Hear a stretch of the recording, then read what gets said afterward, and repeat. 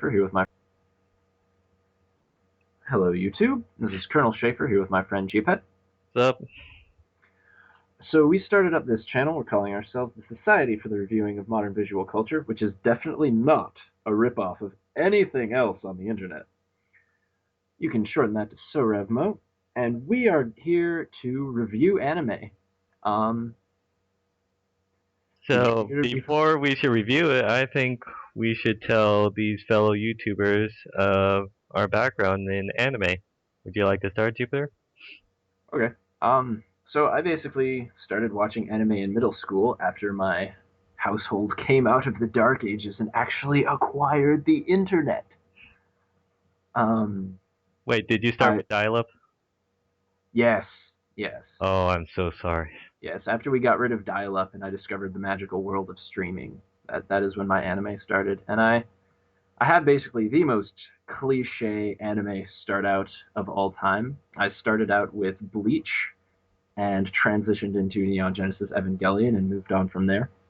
I am still following Bleach only because it was my first anime. The manga now because the anime is over, and Neon Genesis is still among my favorite animes. So that's basically where I'm at. I like giant robots, but not Gundam. Odd as that is to say. Uh, so Chia, tell us about yourself.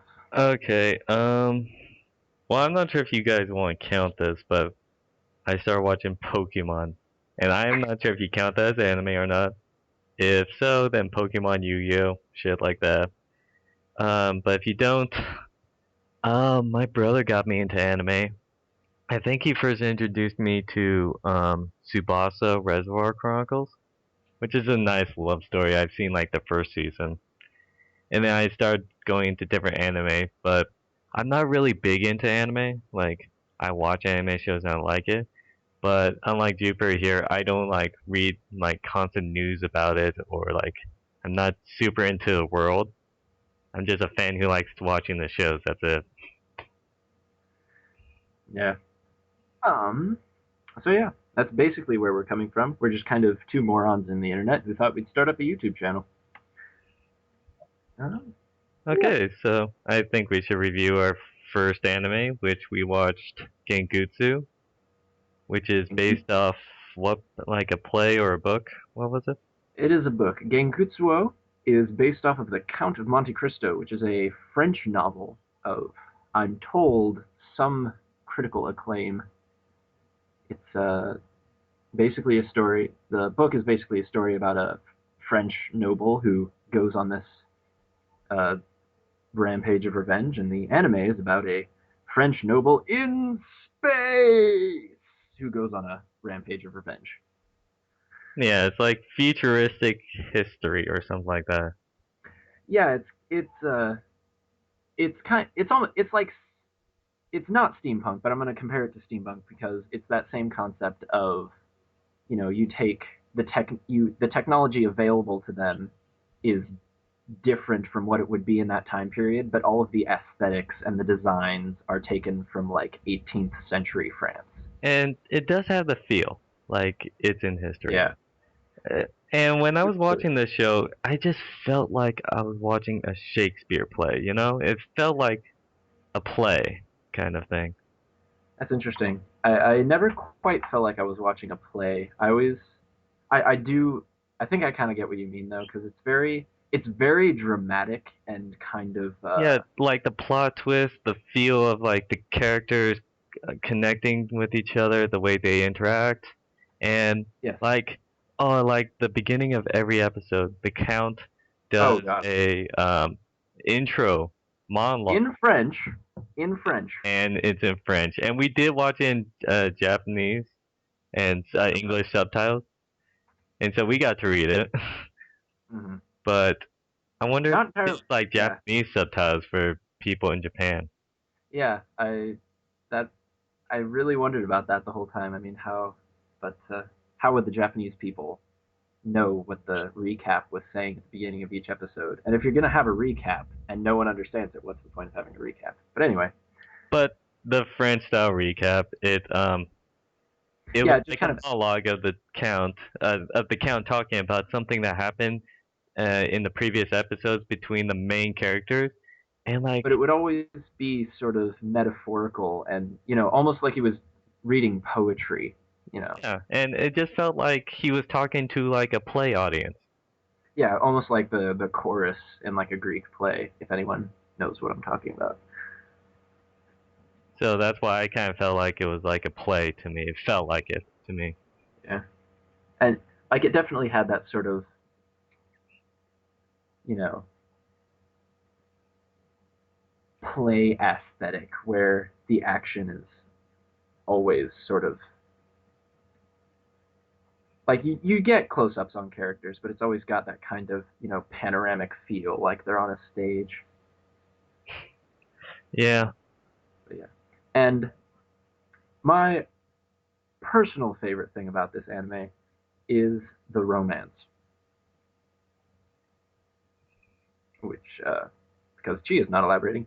Basically, No, yeah, yeah. I'm sorry. That is not my field.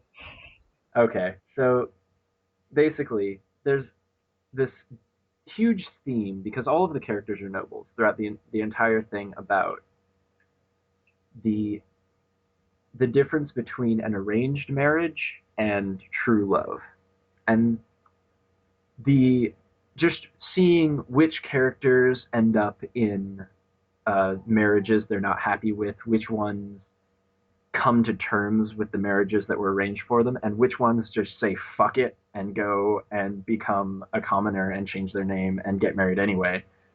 Just sort of seeing, the different situations that everyone ends up in. It's kind of interesting. And it's heartwarming at times, and at other times it's kind of soul crushing. Um, but yeah, that whole sub theme was really not.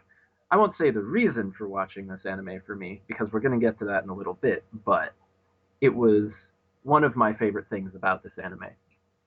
Um, Well, yeah, there was like parts where it's like it was a arranged engagement kind of thing between two characters, and like they didn't really love each other. It was arranged, and then like it was a progression where it was like a moment where they started feeling something towards each other, and then like once that happened, it was like awkward moments in between them. You yeah, just it was feel like tension, and you're yeah, like you want one of the characters to do something. yeah. This anime is very good about setting up situations where there's just so much tension in the air, and you're just waiting for something to happen, and it's the most exciting thing in the universe.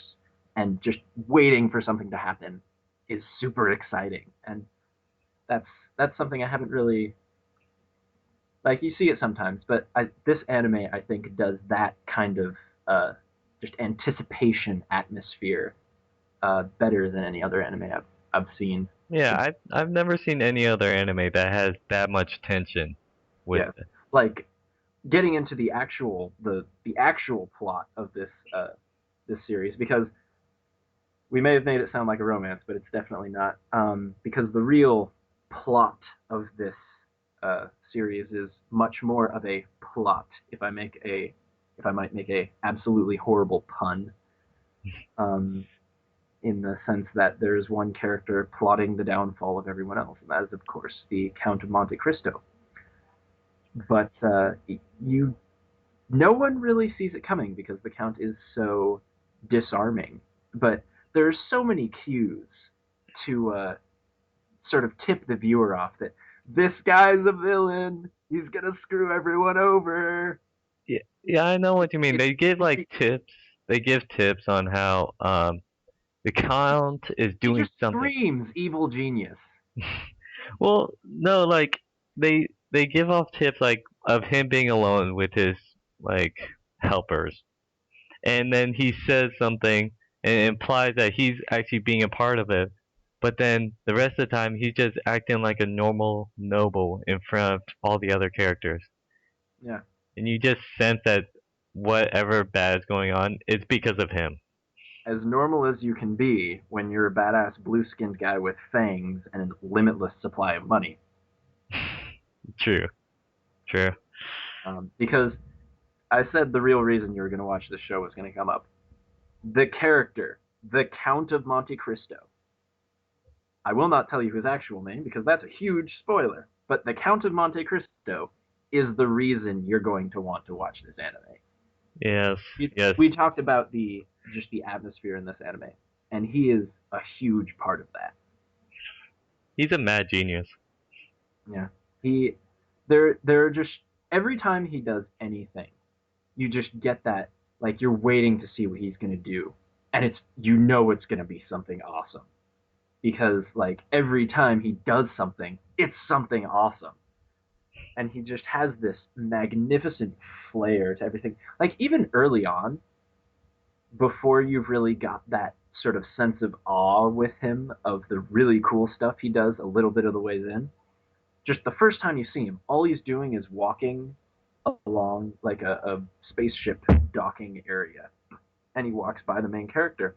But just between the music and just the way he walks, like I don't know, just the billowing cloak, all the cool shit going on. It was like It a badass aura, basically. yeah, an aura. It's a perfect way to describe it. Even though he's a fictional character, the Count just gives off an aura.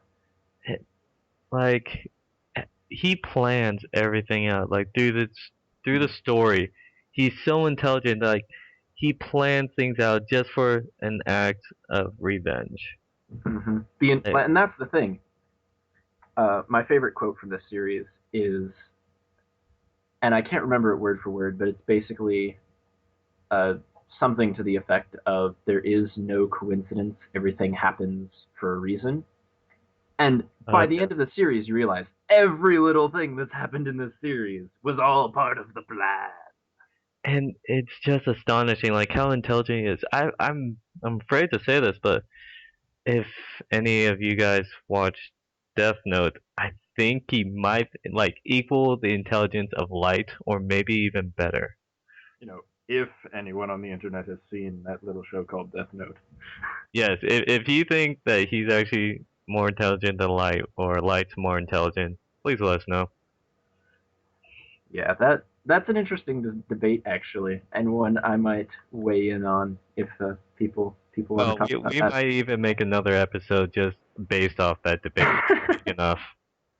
I don't know. And please tell us if you'd like to see that. We need feedback. We have no idea what we're doing. Uh, but yeah.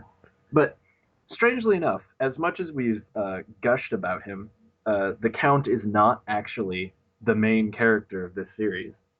Uh, No, it's Albert, or yes, like or Alberu. what did they say? They call him like a I different figured it out. show. They're pronouncing it in English, and it's Alberu. Really? Yeah. I But just yeah, fill it in my head when I read it. yeah, and with the subtitles, you hardly even notice because the subtitles on Crunchyroll are so good because they replace every time anyone's using honorifics or anything all the stuff they translate it into French terminology, and so everyone is Monsieur Albert or something like that, and I it was of the subtitle jobs I've seen, it is one of the best. Although it does not, to my knowledge, have a dub. I don't quote me on that, but if there is a dub, I can't speak for it. Yeah, we both watched it in subtitles, but so Albert is a son of a war general, Yes, and basically it starts out with like the whole show starts out with him and his like childhood friend, and they went to Lunar, which is the moon, and that's where he met up with the Count. pretty much. And the Count actually saves his life, which is sort of the setup for the Count becoming involved with everyone. Which, And so he befriends, like the Count befriends him, and so they go back to where he lives, and that's Paris, the rich part of Paris.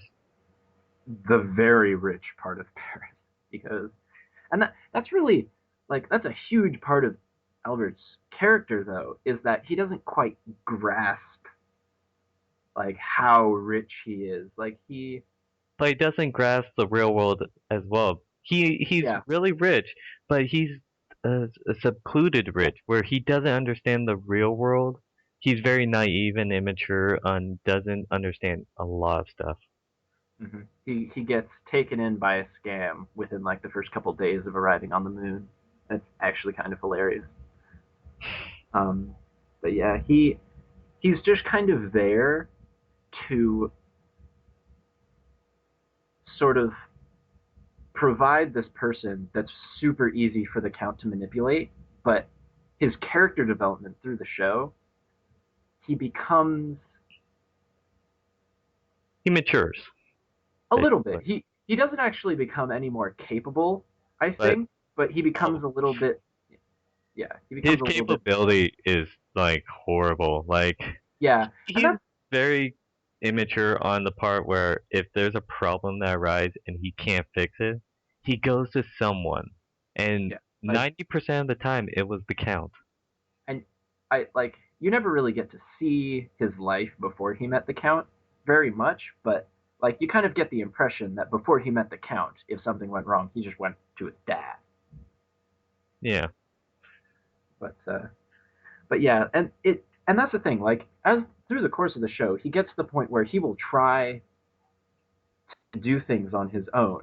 He's just he's only 16, and so like you're trying to take on um, avoiding giving away spoilers, there's a scene where he's trying to get into a piano recital and the people holding it like don't want him to go in. And so, they sick the bouncers on him and he tries to fight the bouncers, which, you know, that's admirable. He's trying to, I'm gonna accomplish my goals, but he's 16. He's not gonna take on like five guys twice his size. And so naturally he gets kicked out. He's just kind of like, oh, well, that sucked. I don't know what I'm gonna do now. Flail helplessly. But yeah. Is there any other characters we should talk about?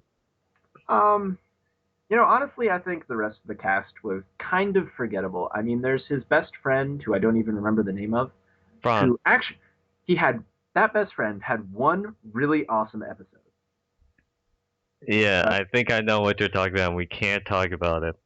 no, we cannot, because that is huge That's spoilers. a But giant spoiler. But his friend's name is Baron Franz, yes, and um basically he he just was serves, with him at the Lunar.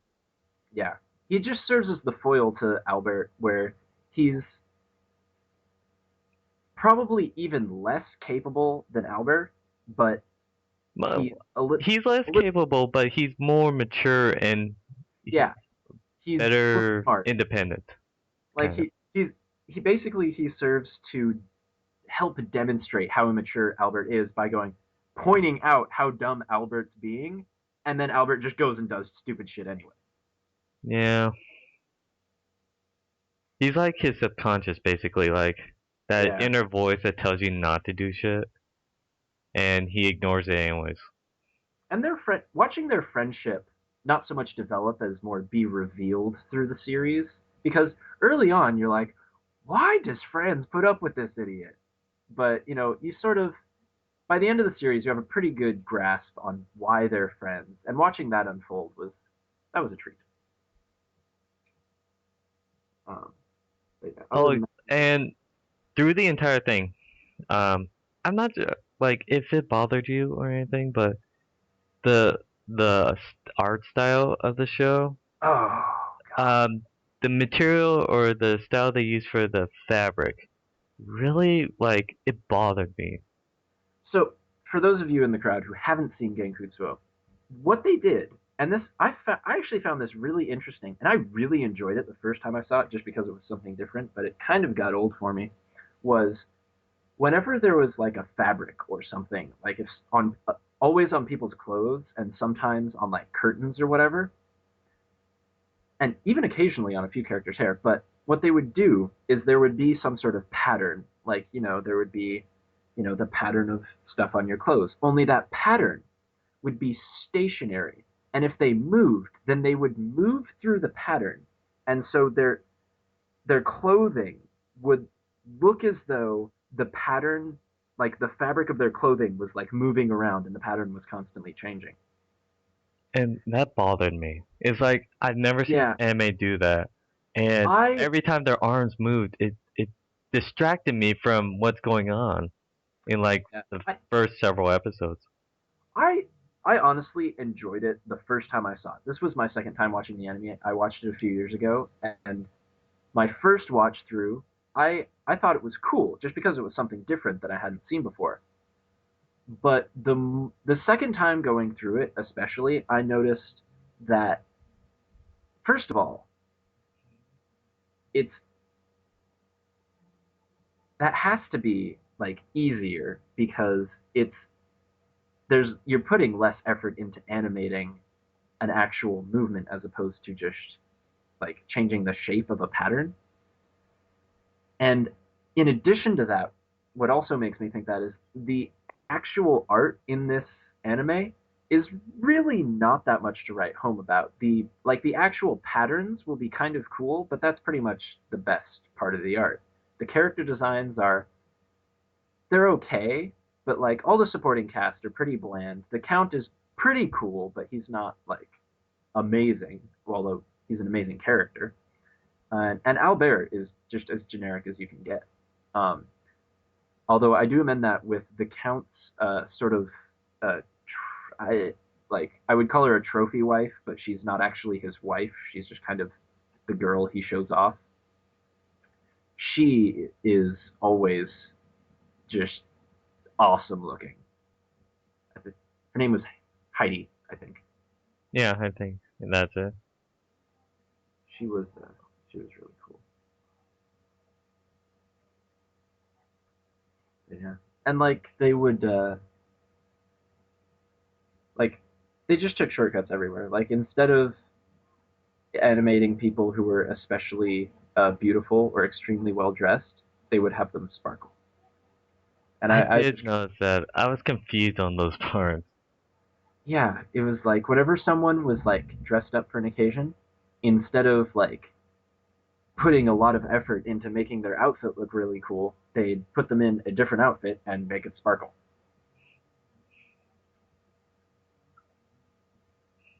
Well, it is different from normal anime, and like it really stands out.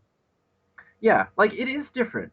And like I said, the first time I watched it, I thought it was really cool just because it was, a style I hadn't seen before overall, all these factors combining. But it just wasn't like I wouldn't want a steady diet of this kind of animation. No, I wouldn't either. I definitely, if you're into different or weird just for the sake of different or weird, you'll probably like the animation in this show. If you are uh, an aficionado of anime animation, you're probably going to be fairly unimpressed. But the plot and the character development and the just the whole it's like watching a train wreck. You just see the, awful revenge plot coming the entire time, and you can't do anything to stop it, and no one can do anything to stop it because, I wouldn't call it a train wreck though. I would call it a rope unraveling because all at right, first you kind of know what's going on, but more and more as the show progresses, you start realizing more and more things, and it's like certain plot twists and everything, and then at the end, it's all unraveled. You understand everything, even from the beginning to all the way to the end. It explains everything. definitely, So that's what I would call it. yeah.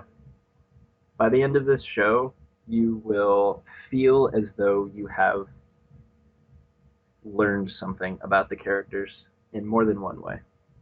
So I definitely recommend this to anyone who's interested in a, a bit of an unusual anime plot and a weird animation style. I second that recommendation. All right. So that pretty much sums it up. That's Gankutsuou, spelled Gankutsuou. Um, And if you guys have any comments, please leave it below. yeah, And please critique us if you think we could improve. I mean, yeah. Tell us what we're doing wrong. Tell us what we're doing right. Tell us if you think us we're complete idiots should go back to the drawing board.